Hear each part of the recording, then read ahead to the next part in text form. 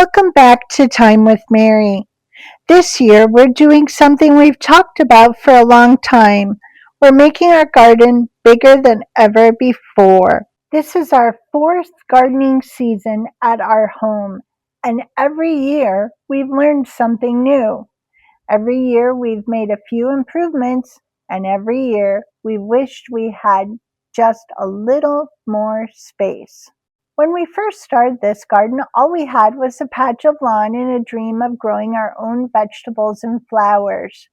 We measured everything out, staked the space, and rented a sod cutter to remove the grass.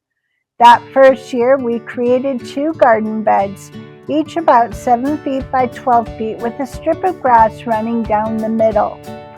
At that time, it felt huge. We were excited to get seeds in the ground and see what would happen. Looking back at these pictures, it's amazing to see how far we've come. The first garden wasn't perfect, but it gave us flowers, vegetables, and plenty of lessons. Over the years, we've enjoyed beautiful blooms, baskets of tomatoes, peppers, herbs, cucumbers, squash, carrots, and so many other vegetables.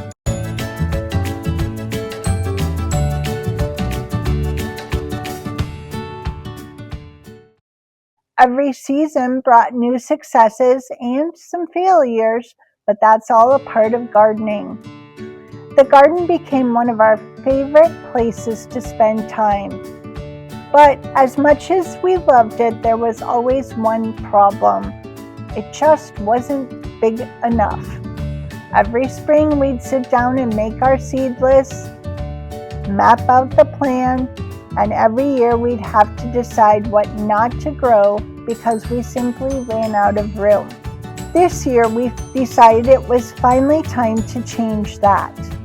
Instead of two separate beds, we're creating one large garden measuring approximately 15 feet by 25 feet.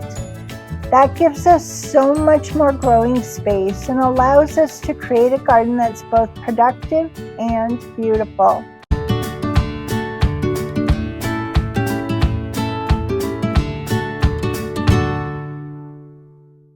The first step was preparing the ground. Thankfully, my husband brought out the tiller and got to work breaking up the soil.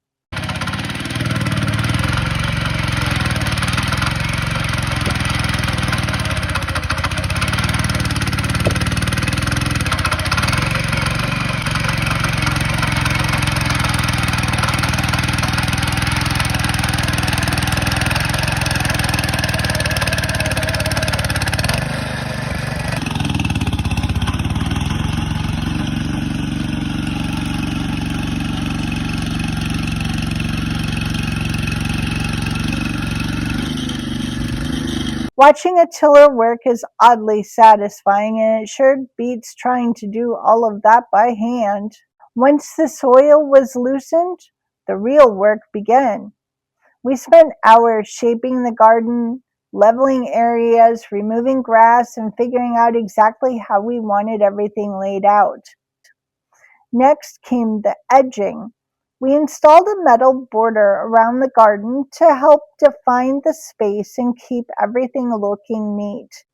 One thing I knew for sure was that I wanted this garden to have some cottage charm. I love adding character wherever I can, and I've always been drawn to old garden elements that tell a story. That's where the rusted metal bed frames came in. They're old, weathered, and full of character. To some people, they might look like junk. To me, they're absolutely perfect. They create a beautiful focal point and help give the garden that cottage garden feeling I've always loved. It's one of those details that takes extra effort in the beginning but makes a huge difference in the long run. After that, we started planting the walkways. I wanted the garden to feel inviting, not just a place to grow vegetables, but a place where you want to walk, sit, and enjoy being outside. We created pathways throughout the garden and set aside a special area for a bench. I can already picture myself sitting there with my morning tea, enjoying the flowers and watching everything grow. Of course, every project seems to require one more trip to the garden center. Actually, maybe several more trips. We headed back for additional bricks so we could create a welcoming path leading to the garden. Once those bricks were in place, the whole space really started coming together.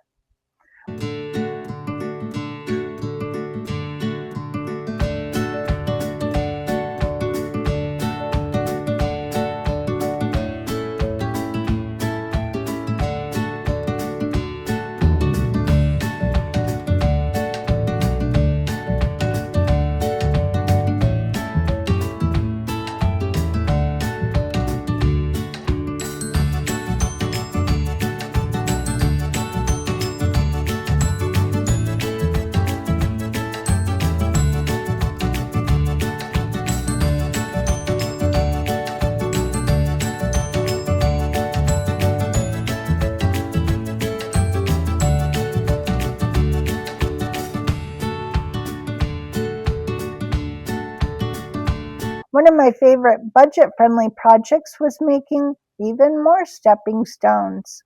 Instead of purchasing more pavers yet again, I used a bag of cement and created my own. I filled plastic bags with cement, allowed them to dry, and carefully removed the plastic using a heat gun. The result was a collection of unique stepping stones that fit perfectly into the garden design. They're not fancy, but they have a handmade charm that I really love.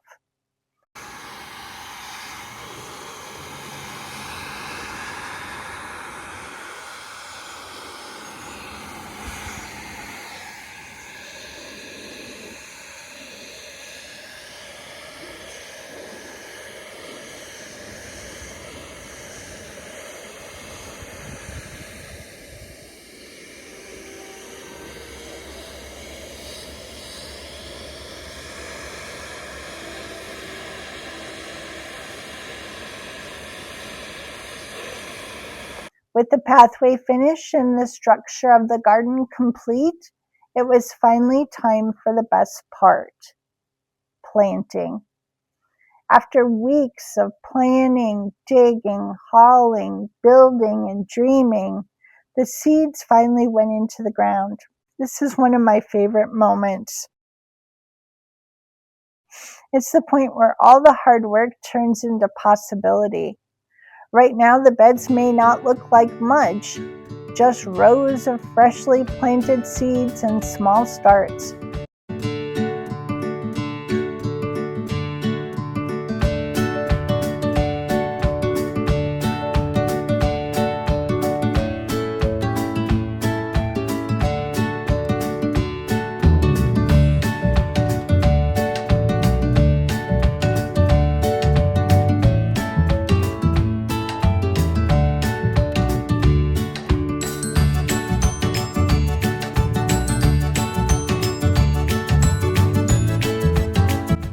But gardeners know what comes next. These empty spaces will soon be filled with flowers, vegetables, buzzing pollinators, and hopefully a wonderful harvest. Standing here and looking at the finished garden, it's hard to believe how much has changed from that first little garden we built 4 years ago. What started as 2 small beds has become something much larger. Not just inside, but in the memories we have. Every season leaves its mark. Every harvest touches us. Every harvest teaches us something. And every spring gives us another chance to grow. I can't wait to see what this garden looks like in a few months, and I'm excited to share the journey with all of you. Thanks so much for joining me today. If you enjoy gardening, flowers, growing your own food, and following along with projects around our 1919 home, I'd love to have you subscribe and join our community.